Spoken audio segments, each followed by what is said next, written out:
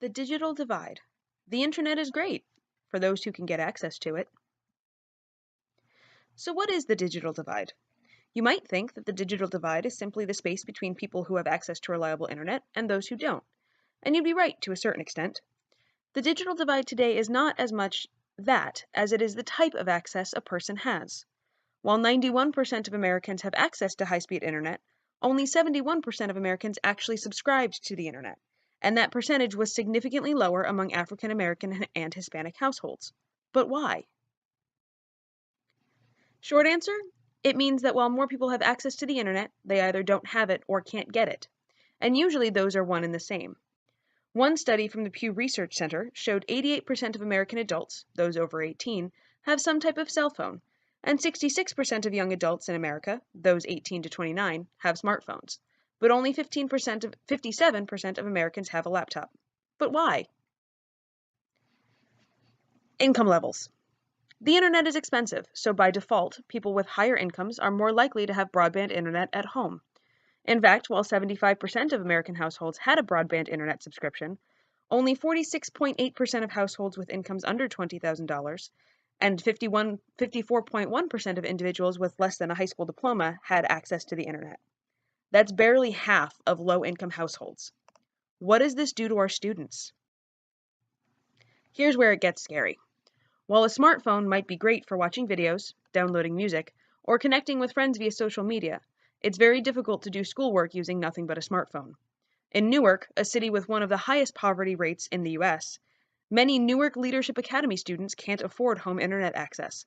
At the school, like all public schools in the city, Wi-Fi isn't available to teachers or students. Instead, students need to seek alternatives in order to fill out job and college applications, complete homework assignments, and stay connected to the outside world.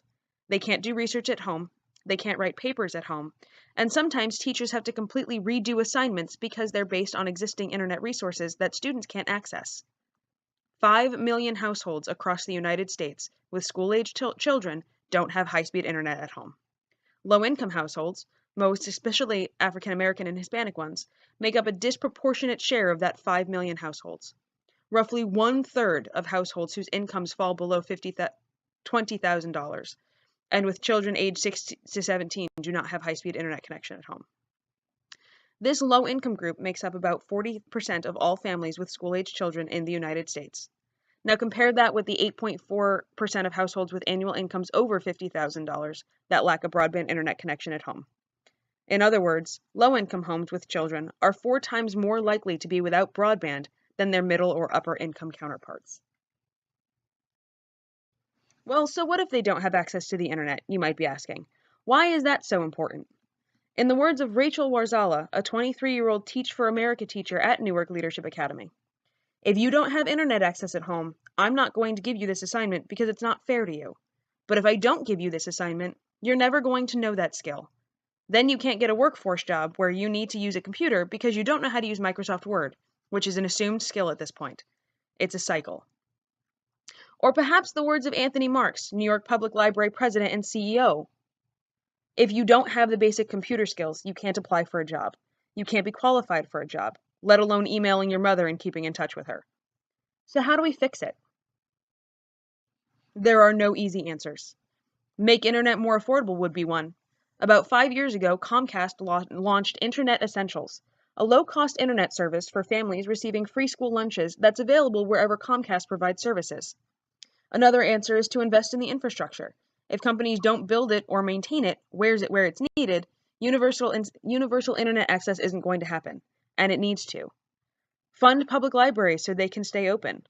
Have schools provide access to their computer labs, if they have them, after school. And have organizations plan their strategies around the connection style of the people they serve.